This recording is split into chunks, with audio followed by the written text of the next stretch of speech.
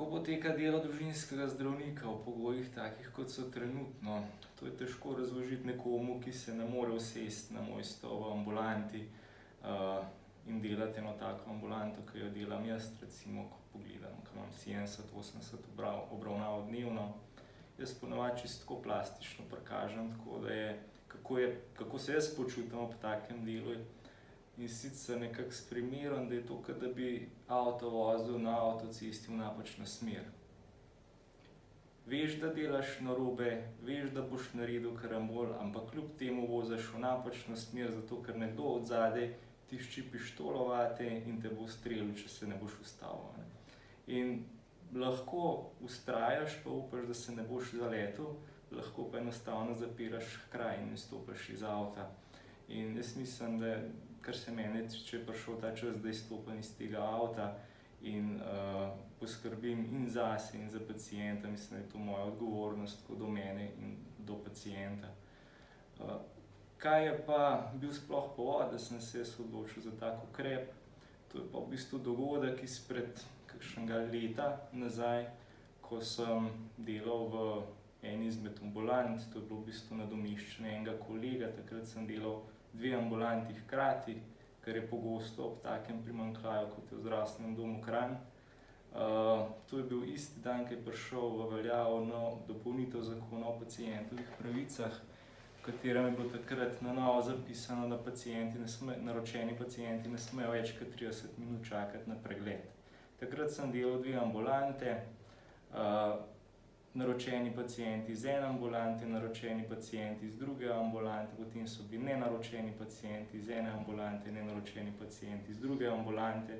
Tisti dan sem pogledal okrog 100 pacientov, delal sem od 6 zjutraj pa do pol 4 popoldne. Gneča je bila neznanska, v bistvu ljudje so se kregali, domov so hodili naročeni pacienti, ki so rekli, jaz pa nisem toliko nujen, da bi mogel biti danes pogledan, zato da smo pridobili pol čas za nenaročene paciente. Ena od pacientk jo pa strašno razburila, tudi nenaročena, prišla je zaradi prehlada. Se je razburila, ker je po 2-3 urah čakanja še vedno ni prišla na vrsto. Me je obtožila, da sem neodgovoren, ker delam v takih pogojih, ker na tak način delam. Jaz sem bil seveda takrat šokiran, sem rekel, če pa nekaj nisem, pa nisem neodgovoren, se trudim, da delam strokovno, kvalitetno, neodgovoren pa nisem. Ampak kasneje, ko sem razmišljal o tej pacientki, sem v bistvu prišel do zaključka, da je pacientka imela prav.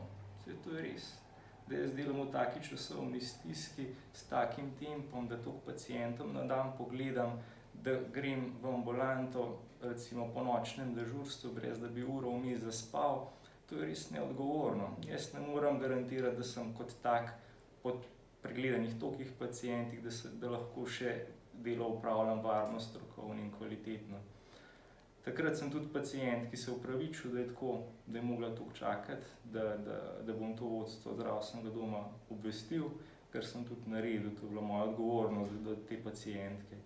Takrat sem jaz obvestil vodjo splošne službe, kaj se je zgodilo. Takrat smo to rešili tako, da smo v bistvu ambulanti razdružili na tak način, da sem dopoldne delal v eni ambulanti, popoldne pa drugo, se pravi, da sem cel dan delal, ampak raje sem žrtvoval to, da bi še enkrat podoživel ta dan, ker je bilo res neznosno in dejansko, mene je bilo strah takrat delati in si nisem več želel tazga dneva. Res pa to ne gre v nedogled, to delaš lahko en dan, 2 dneva, ne gre pa to, da bi recimo 14 dni, en mesec, več mesecev delal. In to v bistvu se zdaj dogaja v zdravstvenem domu Kranj, ko ni zdravnikov, ambulante je treba pokriti.